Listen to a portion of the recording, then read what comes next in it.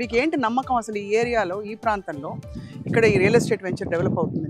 Accessibility అండి. Main ఇది NH65 Machilipatnam to Hyderabad మీద వెంచర్ ఇది. అది మీరు చాలా తక్కువ వెంచర్స్ అసలు లేవనే చెప్పాలా NH65 మీద. NH65 నుంచి యాక్సెస్ ఉన్న వెంచర్ లో ఐ థింక్ మొట్టమొదటిది మాదే అని చెప్పుకోవచ్చు. వేరే వెంచర్స్ ఉన్నా కానీ జస్ట్ యాక్సెస్ రోడ్ వరకు తీసుకొని వెంచర్ వెనక్కి వేశారు కానీ రైట్ ఆన్ 65 ఉన్నది మా వెంచర్ నెంబర్ 1. అండ్ నెంబర్ 2 వచ్చేసేసి ఇది ఇప్పుడు 6 లైన్ కాబోతుంది. కరెంట్ 4 లైన్ ఉన్నది. రైట్, విజయవాడ నుంచి ఇక్కడ వరకు కూడాను మనకి 4 లైన్ ఉన్నది. అది ఆల్మోస్ట్ DPR కంప్లీషన్ స్టేజ్ లో ఉన్నది అని చెప్పేసి తెలుస్తుంది మనకి. సో 4 లైన్ టు 6 లైన్ మారితే ఏంటి అడ్వాంటేజ్? సో మెయిన్ ఎందుకు 6 లైన్ చేస్తున్నారు అని అంటే కనుక మచిలీపట్నం పోర్ట్ మనందరికి తెలిసినట్టు. అవును. సో ఇది I don't know, I think 50 or 100 year కళ మచిలీపట్నం వాసులకి. ఇది మాకు పోర్ట్ రావాలా. సో ఫైనల్లీ ఆ కళ అనేది నెరవేరబోతుంది. రైట్, 2027 ఎండింగ్ కల్లా కూడాను ఐ థింక్ 3 berths తో పోర్ట్ స్టార్ట్ అవబోతుంది. సో మనకి ఇక్కడ నుంచి జస్ట్ 15 minutes హార్డ్లీ పోర్ట్కి. రైట్.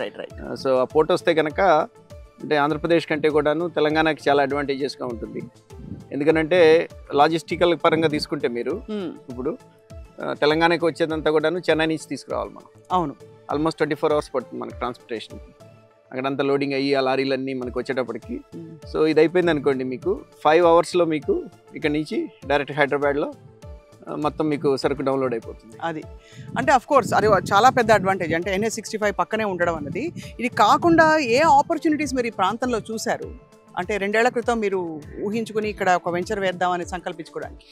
నాట్ ఓన్లీ ఇప్పుడు నేను చెప్పినవే కాకుండా వేరే రీజన్స్. ఇక్కడ బెల్ అని భారత్ ఎలక్ట్రానిక్స్ లిమిటెడ్ ఒక 4 kilometers డిస్టెన్స్ లో మనకున్నది నిమ్మకూరు దగ్గర. రెండోదేమో ఔటర్ రింగ్ రోడ్ వచ్చేసేసి మనకి 20 minutes డిస్టెన్స్ లో వస్తుంది. విజయవాడ నుంచి హైదరాబాద్ వెళ్ళే వాళ్ళకంటే కూడాను ఇక్కడ మచిలీపట్నంలో ఉన్న వాళ్ళు ఆర్ ఈ సైట్ లో ఉన్న వాళ్ళు హైదరాబాద్కి ఫాస్ట్ గా వెళ్తారు.